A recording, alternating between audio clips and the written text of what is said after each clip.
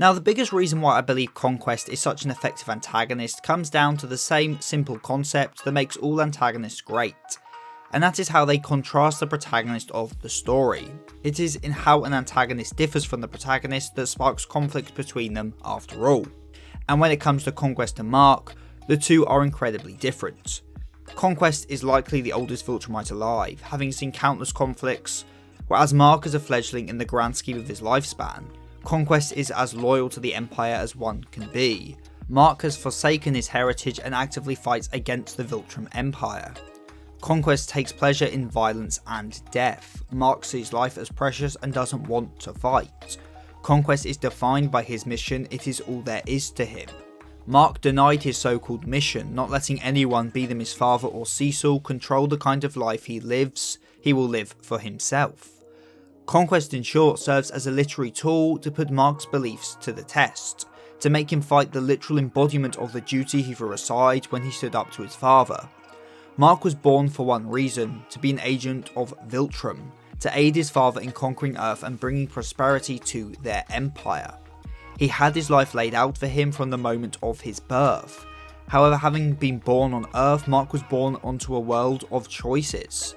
And it is these choices that allowed him to stray from this chosen path, to live and fight as not a Viltrumite but as an Earthling.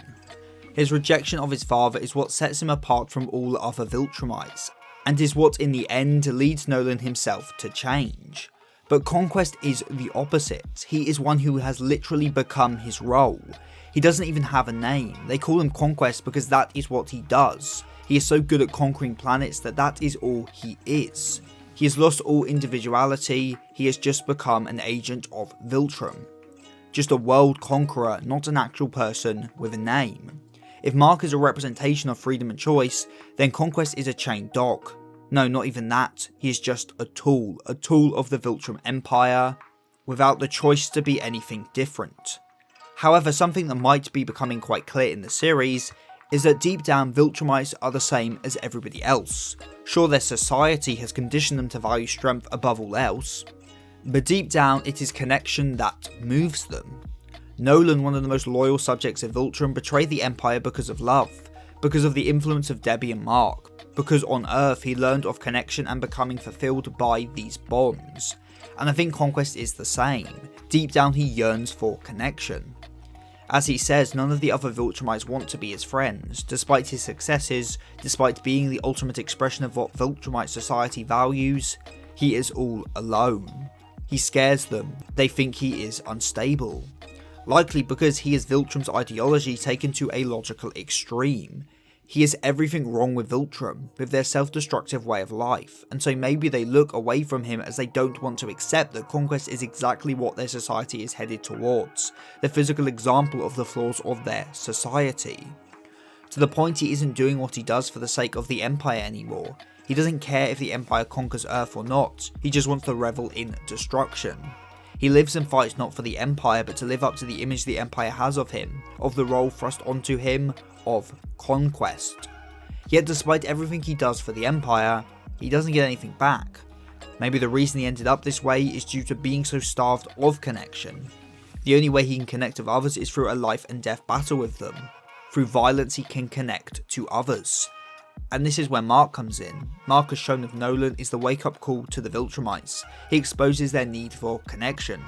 And so through fighting Mark, Conquest is able to experience a true connection. Mark didn't fold and die like those Conquest fought in the past. No, he kept getting back up, kept fighting. And this allowed Conquest to put his insecurities into words. And this in itself is so tragically sad. As Conquest says, sometimes he feels like crying, but he doesn't. As what would be the point? No one in the entire universe would care. These are his deepest feelings, those he knows no one gives a rat's ass about, yet here he is spilling his deepest darkest secrets to Mark. Why?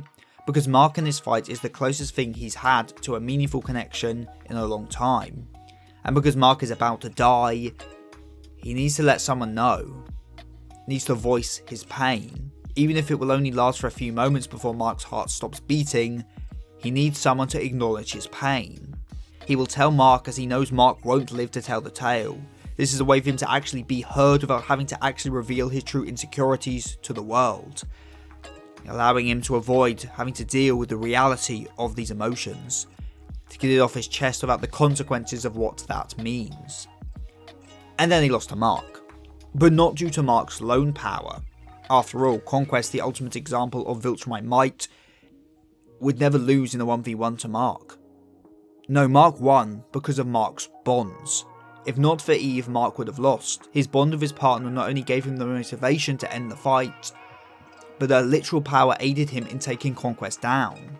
If Mark had straight up defeated Conquest 1v1 at this point, it would have dismissed the messaging of this fight, that what makes Mark mighty is not his strength but his heart, his love that allowed him to form such strong bonds. It was his choice to live as an earthling, to not crush these ants like his father wanted, but instead care for and love them, that afforded him victory. In the end, Conquest was a slave to the Viltrum way, and was not able to obtain the connection he deep down craved, instead forced to stand in opposition to it, whereas Mark, once strong enough to break free from his duty and heritage, was able to obtain this connection and use it to defeat Conquest. As the most Viltrumite of all Viltrumites, he was the most susceptible to their greatest weakness as a race: love. And if you want to support this channel even further, then perhaps pledge to my Patreon, or consider becoming a channel member, so you can get your name at the end of the video, like Rinjack9696, Mr. Sputum, Marimo, Jack Hammer, Zolby and Eric Hinton.